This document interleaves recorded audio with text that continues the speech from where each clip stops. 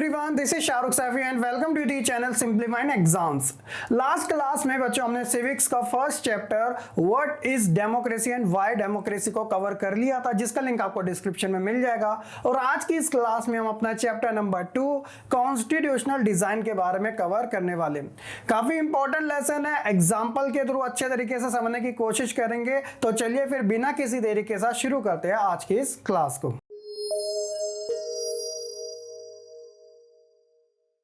शुरुआत करेंगे बच्चों इस लेसन के इंट्रोडक्शन के साथ। We noted in the previous chapter that is democracy the ruler are not free to do what they like. जैसा कि हमने जाना था लास्ट क्लास में चैप्टर नंबर फर्स्ट में what is democracy why democracy में, कि जो रूलर होते हैं ना वो एक तरीके से इंडिपेंडेंट नहीं है कोई भी काम करने के लिए अपनी मन मर्जी का, क्योंकि उनके साथ एक चीज है जो कि लिमिटेशन, यानी कि वो अपनी पावर को अपने फायदे के लिए ज्यादा यूज नहीं कर सकते, क्योंकि डेमोक्रेसी के अंदर रूल एंड रेगुलेशन ज्यादा चलते हैं। There are certain basic rule that the citizen and the government have to follow. कुछ बेसिक रूल होते हैं जिसे गवर्नमेंट और सिटीजन दोनों को ही फॉलो करना पड़ता है। All such rules together are called constitution, और यही सारी चीजें क्या कहलाती है? कॉन्स्टिट्यूशन। इंडिया के एग्जांपल से भी आप इसे अच्छे से समझ सकते हो, जो कि आपको इस लेसन में वैसे भी जानने को मिलने वाला है।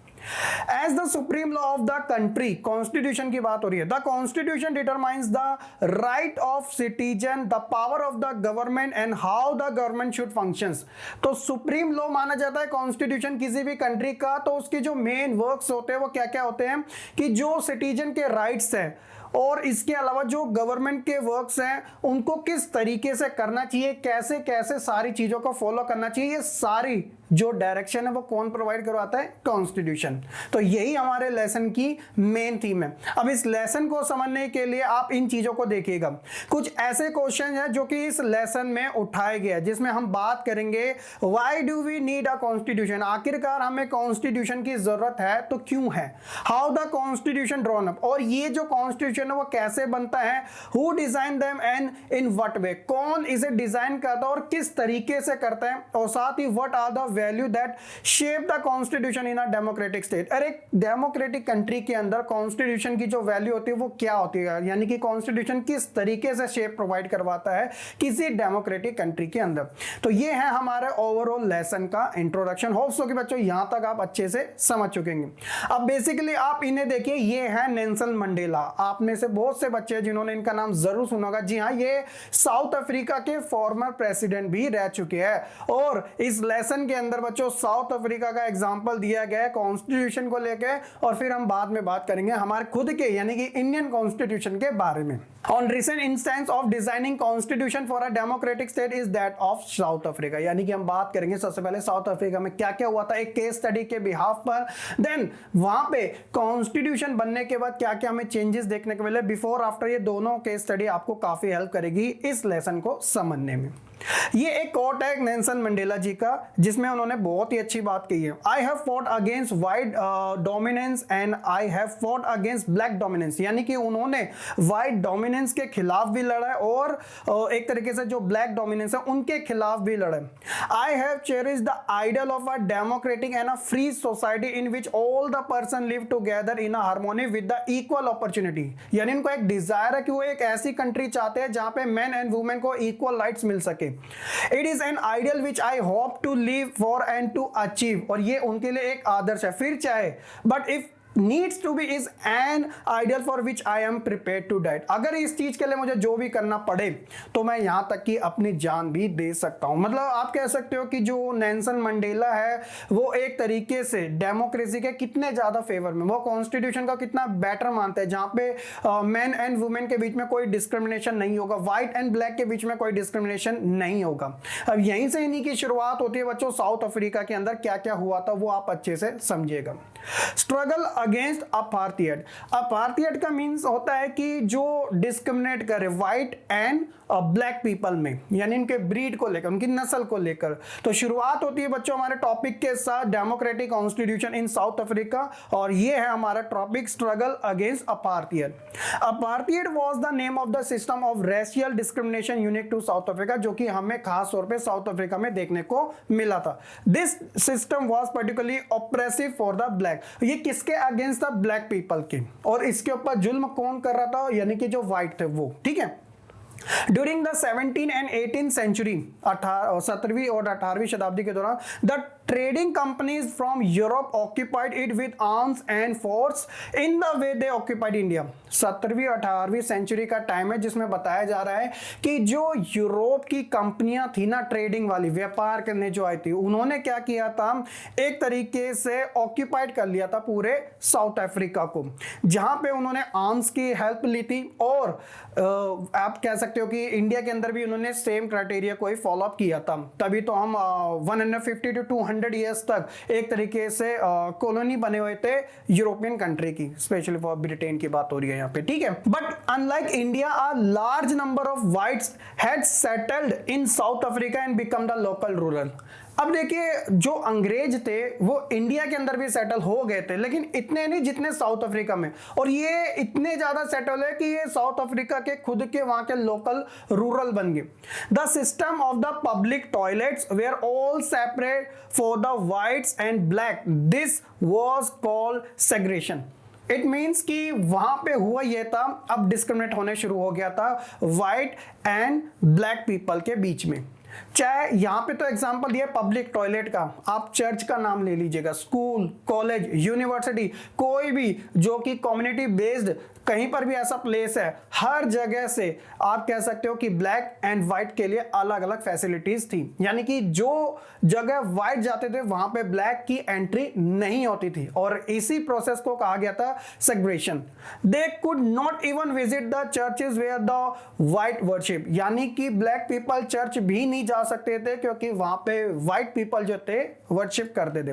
Black could not form association और protest against the terrible treatment, और इस सब होने के बावजूद भी आप देखिए कि जो ब्लैक पीपल थे वो कोई भी प्रोटेस्ट नहीं कर सकते थे, किसी भी टाइप की एसोसिएशन को क्रिएट नहीं कर सकते थे व्हाइट पीपल के अगेंस्ट, क्योंकि उन्होंने लॉ ही कुछ ऐसा बना रखा था। Since 1950, the black color and Indian fought against the apartheid system. 1950 की बात है जब आप कह सकते हो कि धीरे धीरे जो लोगों की आवाज थी वो उठने लगी थी कि ये जो डिस्क्रिमिनेशन हो रहा है अब और नहीं सहा जा रहा है। इसमें बच्चों इंडियंस भी जो नेटिव थे वो भी इसके अंदर इंक्लूड हो गए। They launch protest March and strike, और उन्होंने प्रोटेस्ट मार्च और स्ट्राइक को शुरुआत की।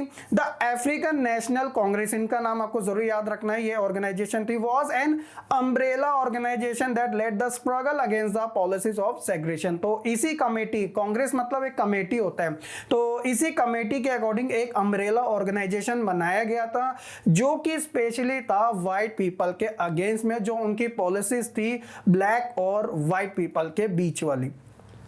This include many worker union and the communist party. अब धीरे धीरे इस ऑर्गेनाइजेशन के अंदर कम्युनिस्ट पार्टी भी और जो वर्कर्स थे उनकी यूनियन भी क्या होती गई, शामिल होती गई। Many sensitive white also join the ANC to oppose apartheid and play a leading role in the struggle.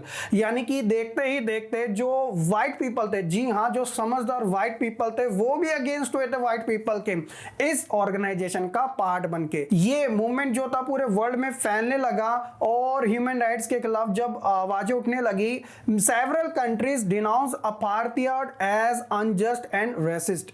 यानी कि इस सिस्टम को जो अपार्थाइड था, यानी कि एक तरीके से discrimination between white and people, एक तरीके से इसे क्या माना गया, अनजस्ट माना गया, रेसिस्ट माना गया, जो कि भेदभाव करता है। But the white racist government continued to ruling by detaining, torturing and killing thousands of black and color people। इसके बावजूद भी बच्चों जो white people थे उनकी जो पॉलिसीज थी वो अपनी पॉलिसीज पे अड़े हुए थे, यहाँ तक कि उन्होंने जो भी उनके अगेंस्ट थे उन्हें डिटेन कर लिया था, टॉर्चिंग की थी, यहाँ तक कि thousand of black people and colour people की भी एक तरीके से उन्हें फांसी दे दी थी, मतलब उनकी जान ले ली थी। तो आप कह सकते हो कि ये बहुत ही खराब खराब सिचुएशन थी स्पेशली इन साउथ अफ्रीका के अंदर अपार्थाइड सिस्टम को लेकर। यहां तक कि जो बच्चों हमने स्टार्टिंग में बात करी थी नेल्सन मंडेला जो कि फॉर्मर प्रेसिडेंट है साउथ अफ्रीका के first, in 1964 Nelson Mandela and 7 other leader were sentenced to life imprisonment in 1964 for daring to oppose the apartheid regime in his country. यानी कि नेल्सन मंडेला और उनके 7 जनों को भी लाइफ टाइम तक के लिए जेल में बंद कर दिया गया था क्योंकि वो एक तरीके से आवाज उठा रहे थे इस पॉलिसीज के जो कि ब्लैक और व्हाइट पीपल के बीच में डिस्क्रिमिनेट करती है यानी कि अपार्थाइड सिस्टम में। तो यहां तक कि इतने बड़े लीडर को भी लाइफ टाइम तक के लिए जेल दे दी गई। लेकिन क्या था बच्चों, कहीं ना कहीं चेंजेस आना था और ये चेंजेस आया भी था। हमारा टॉपिक है टूवर्ड्स अ न्यू कॉन्स्टिट्यूशन। आप कह सकते हो कि यहीं से शुरुआत हुई थी बच्चों साउथ अफ्रीका के अंदर एक नए कॉन्स्टिट्यूशन बनने की। हुआ क्या था, as protest and struggle against apartheid system has increase the white regime change its policies. अब जैसे जैसे ये विरोध बढ़ता गया था अपार्थाइड सिस्टम के अगेंस्ट में, तो जो व्हाइट पीपल थे उन्होंने एक पॉलिसीज बनाई थी कि वो अब अपनी पॉलिसीज में चेंज करने वाले, यानी कि जो वो अड़े हुए थे ना कि ये डिस्क्रिमिनेट ठीक है, व्हाइट पीपल के लिए अलग से प्रोटेक्शन है, तो वो धीरे धीरे उसे कम करते जा रहे थे। और रही गई असर बच्चों एक तरीके से जब नेल्सन मंडेला को भी छोड़ दिया गया था जहां की उनको पूरे लाइफ टाइम तक के लिए जेल में डाला गया था। After 28 years of imprisonment Nelson Mandela released from jail. तो वो आइलैंड का नाम याद रख लेना, रिबन आइलैंड है, ठीक है। At the midnight of 26th April 1994, democracy was adopted as a form of government in South Africa. यानी कि after 28 years साउथ अफ्रीका में एक नया कॉन्स्टिट्यूशन बना और इस कॉन्स्टिट्यूशन की आप कह सकते हो बच्चों पूरे वर्ल्ड में बहुत तारीफ हुई। जहां एक तरफ जो वर्ल्ड था वो साउथ अफ्रीका की पॉलिसीज के अगेंस्ट था, अब वही वर्ल्ड साउथ अफ्रीका की पॉलिसी जब यहाँ पे नया कॉन्स्टिट्यूशन बना उसकी काफी तारीफ भी कर रहा था। अब हुआ ये था कि देखिए अब यहाँ पे अब पूरे तरीके से जो रूल आ गया था वो ब्लैक पीपल का भी आ गया था, यानी कि पार्लियामेंट के अंदर अब उनके भी लोग वो बैठने लग गए थे मिनिस्टर्स।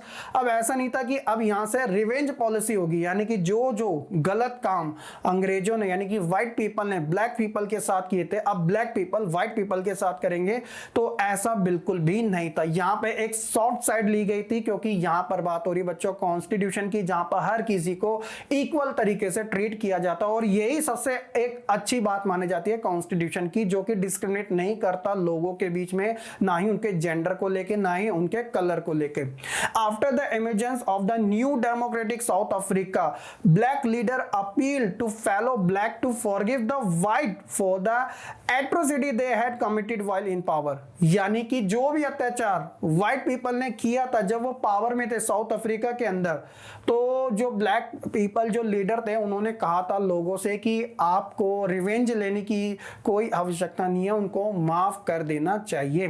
दे सेड, उन्होंने कहा, let us build a new south Africa based on equality of all races and man and women, on democratic value, social justice and human right. तो उन्होंने कहा यही कि साउथ अफ्रीका के अंदर एक न्यू डेमोक्रेसी को एस्टेब्लिश किया जाए जहां पे आप कह सकते हो इक्वालिटी की बात हो, मैन एंड वुमेन के बीच में डेमोक्रेटिक वैल्यूज की बात हो, साथ ही सोशल जस्टिस की बात हो, ह्यूमन राइट्स की बात हो। ये सारे फीचर्स थे साउथ अफ्रीका की न्यू डेमोक्रेसी पॉलिसी के अंदर, जहां पे कोई भी डिस्क्रिमिनेट नहीं किया जाएगा व्हाइट एंड ब्लैक पीपल के बीच में। The party that rule through oppression and brutal killing and the party that led the freedom struggle sat together to draw up a common constitution. एक तरफ वो पार्टी या वो ऑर्गेनाइजेशन जिन्होंने आप कह सकते हो कि वो ऑपरेशन चलाया कि जहां पे उन्होंने थाउजेंड ऑफ ब्लैक पीपल को मार डाला, और एक तरफ वो पार्टी जिन्होंने एक ऐसा स्ट्रगल किया कॉन्स्टिट्यूशन को लेके कि वहां पे वो सभी को एक साथ लेके